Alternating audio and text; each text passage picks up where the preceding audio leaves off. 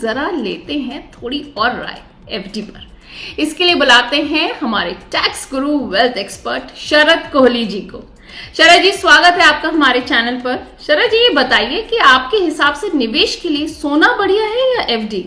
क्या आज की तारीख में जब शेयर मार्केट में निवेश के लिए दिन दूनी रात चौगनी तरीके से डीमैट अकाउंट्स बढ़ते जा रहे हैं, तो निवेश के इस पुराने तरीके फिक्स्ड डिपॉजिट पर भरोसा करके चला जा सकता है या सोना बेहतर विकल्प है? एफडी या गोल्ड दोनों में से अगर किसी एक को चुनना हो तो ये निर्भर करेगा आपकी रिस्क टेकिंग एबिलिटी के ऊपर, क्योंकि गोल्ड कोई फिक्स रिटर्न तो देता नहीं है। गोल्ड के ईटीएफ्स हैं, या पहले लोग सॉवरेन गोल्ड बॉन्ड्स में किया करते थे, या लोग गोल्ड के बार्स और कॉइन्स खरीद के रखते हैं। हालांकि इसमें यह बात जाननी जरूरी है कि पिछले कुछ वर्षों में गोल्ड ने कंसिस्टेंटली 11-12% से ऊपर रिटर्न दिया है। तो इसको देखते हुए और जियोपॉलिटिकल अनसर्टेनिटीज को देखते हुए और जियो इकोनॉमिक अनसर्टेनिटीज को देखते हुए ऐसा नजर आ रहा है कि गोल्ड आने वाले समय में ये रिटर्न देता रहेगा। आज भी गोल्ड 1,02,000 के आसपास है, जो कि अगर आप पिछले कुछ समय में देखें तो गोल्ड की कीमतों ने काफी ज्यादा बढ़ोतरी दिखाई है। इसको देख के लग रहा है कि गोल्ड आने वाले समय में और ज्यादा चढ़ेगा। गोल्ड के भंडार भी बहुत लिमिटेड हैं और गोल्ड को एक इन्फ्लेशन के अगेंस्ट और अनिश्चितता के अगेंस्ट एक सुरक्षित निवेश माना जाता है। सेफ हेवन इन्वेस्टमेंट जिसको कहते हैं, उसको देखते हुए मेरा ऐसा मानना है कि आज की परिस्थिति में किसी भी पोर्टफोलियो में, यानी कि अगर आपके पास 10 लाख रुपए हैं तो उसमें से आप 20 से 30% आप गोल्ड में रख सकते हैं। यानी कि 10 लाख में से 2 लाख से 3 लाख आप गोल्ड में रख सकते हैं, या आप कॉइन्स या बार्स रख सकते हैं अगर आपको स्टोरेज की अच्छी सुविधा है, या आप इसको ईटीएफ्स के माध्यम से रख सकते हैं अपने डीमैट अकाउंट में। सॉवरेन गोल्ड बॉन्ड्स अब सिर्फ सेकेंडरी मार्केट से खरीदे जा सकते हैं। सॉवरेन गोल्ड बॉन्ड्स अब नए नहीं आ रहे हैं।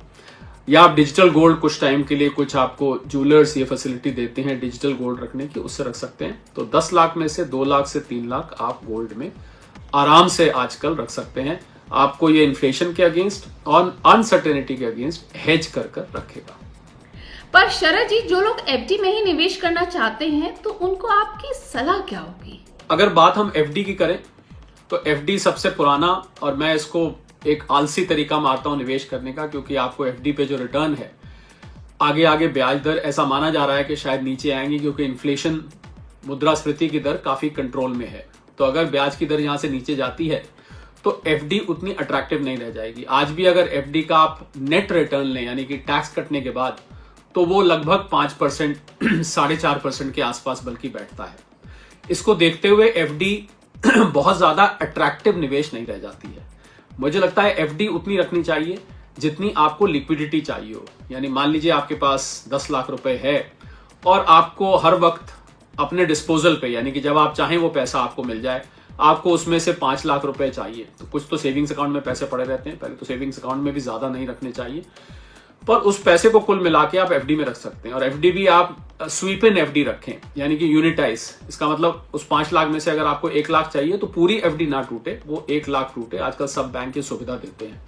तो अपनी लिक्विडिटी रिटायरमेंट रिक्वायरमेंट्स के हिसाब से आपको एफडी रखनी चाहिए, ना कि निवेश के हिसाब से, क्योंकि मैं 4.5-5% को नेट ऑफ टैक्स को एक अच्छा रिटर्न नहीं मानता हूं। और जो लोग ये सोचते हैं कि एफडी पूरी तरह से सेफ है, मैं उनको बता दूं कि डीआईसीजीसी का जो इंश्योरेंस होता है बैंक के डिपॉजिट्स पे, वो केवल 5 लाख तक का होता है। हालांकि आज तक कोई बैंक डूबा नहीं है रिसेंट हिस्ट्री में, पर अगर कभी डूबने की नौबत आती है तो 5 लाख से ज्यादा आपको नहीं मिलता है। तो एफडी को हम 100% सुरक्षित नहीं मान सकते। कुल मिला के एफडी को आपको अपनी सिर्फ लिक्विडिटी रिक्वायरमेंट के हिसाब से रखना चाहिए, ना कि एक निवेश के तौर पर। निवेश के लिए जो बाकी विकल्प होते हैं, सोने की अभी मैंने जिक्र किया, सोने को एक बहुत अच्छा निवेश माना जा रहा है, उसमें आप रख सकते हैं। इसके अलावा म्यूचुअल फंड्स हैं, इसके अलावा और भी निवेश के स्टॉक मार्केट्स हैं, वो संसाधन है जिनकी अभी इस शो में बात नहीं करी जा रही है।